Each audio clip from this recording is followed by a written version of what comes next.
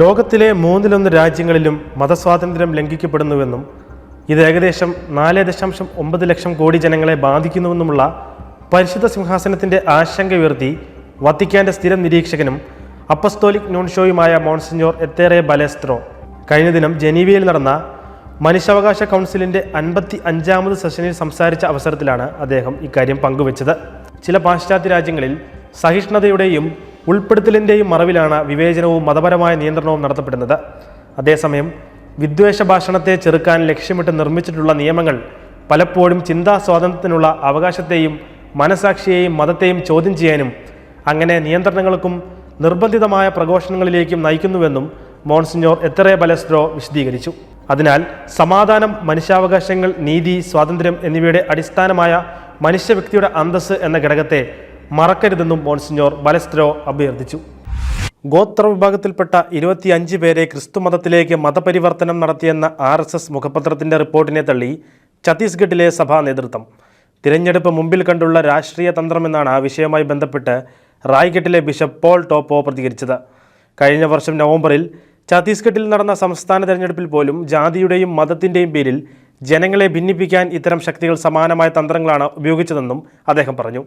2006 മുതൽ സംസ്ഥാനത്ത് നിലവിൽ വന്ന മതപരിവർത്തന നിയമത്തിൻ്റെ മറവിൽ ക്രൈസ്തവരെ വേട്ടയാടുന്നത് ഇവിടെ പതിവാണ്.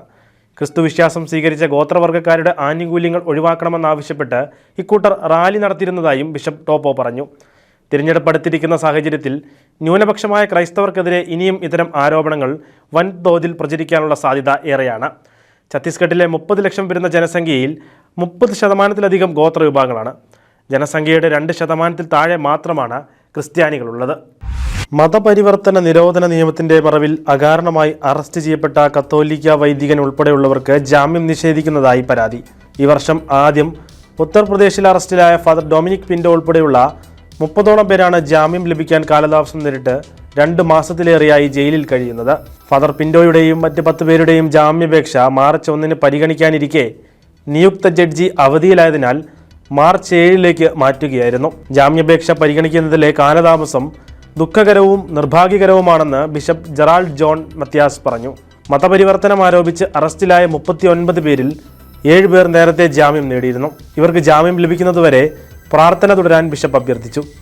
പാപത്തിൻ്റെ ശക്തികൾക്കെതിരെ തിരുസഭയ്ക്ക് വേണ്ടി പ്രാർത്ഥിക്കുന്നതിന് മറിയത്തിൻ്റെ മാധ്യസ്ഥം തേടി 9 മാസത്തെ നൊവേന പ്രാർത്ഥനയിൽ പങ്കുചേരാൻ കത്തോലിക്ക സഭയുടെ ഉന്നത നീതിപീഠമായ അപ്പസ്തോലിക സിഗ്നത്തൂരിയിലെ സുപ്രീം ട്രിബ്യൂണലിന്റെ മുൻ തലവനായ കർദിനാൾ റെയ്മൺ ബുർക്കയുടെ ആഹ്വാനം. വിസ്കോൺസിനിൽ ഗ്വാഡലുപ്പയിലെ പരിശുദ്ധ അമ്മയുടെ നാമധേയത്തിലുള്ള ദേവാലയം സ്ഥാപിച്ച അമേരിക്കൻ കർദിനാൾ കഴിഞ്ഞ ദിവസം പോസ്റ്റ് ചെയ്ത വീഡിയോ സന്ദേശത്തിലാണ് പ്രാർത്ഥിക്കുവാൻ ആഹ്വാനം നൽകിയിരിക്കുന്നത്. ഇതോടൊപ്പം ദേവാലയത്തിന്റെ വെബ്സൈറ്റിൽ പ്രസിദ്ധീകരിച്ച സന്ദേശത്തിലും പ്രാർത്ഥിക്കാൻ ആഹ്വാനമുണ്ട്. നമ്മുടെ കർത്താവ് നമ്മെ ഭയപ്പെടുത്താൻ വിളിച്ചിട്ടില്ല. പാപത്തിന്റെ ഇരുട്ട് വളരെ വലുതായി തോന്നുന്നു. എന്നാൽ നമ്മുടെ കർത്താവ് നമ്മെ ഭയപ്പെടുത്താൻ വിളിച്ചിട്ടില്ല. തിന്മയ്ക്ക് ദൈവകൃപയുടെ ശക്തിയെ സമീപിക്കാൻ കഴിയില്ല എന്നും അതിനാൽ പ്രാർത്ഥനയിൽ ഒന്നിക്കണമെന്ന് കർദിനാൾ റെയ്മൺ ബുർക്കെ സന്ദേശത്തിൽ പറഞ്ഞു. മാർച്ച് 12 മുതൽ മാതാവിന്റെ മാധ്യസ്ഥം തേടി 9 മാസത്തെ നൊവേന പ്രാർത്ഥിക്കുന്നതിൽ തന്നോടൊപ്പം ചേരാൻ എല്ലാ കത്തോലിക്കരോടും പ്രത്യേകിച്ച് അമേരിക്കയിലുള്ളവരോടും ആഹ്വാനം ചെയ്യുകയാണെന്നും കർദിനാൾ പറഞ്ഞു. സത്യസഭയെ അനുദിനം അറിയുവാൻ, സഭയെ സ്നേഹിക്കാൻ സൺഡേ ശാലോം യൂട്യൂബ് ചാനൽ ഇപ്പോൾ തന്നെ സബ്സ്ക്രൈബ് ചെയ്യുക.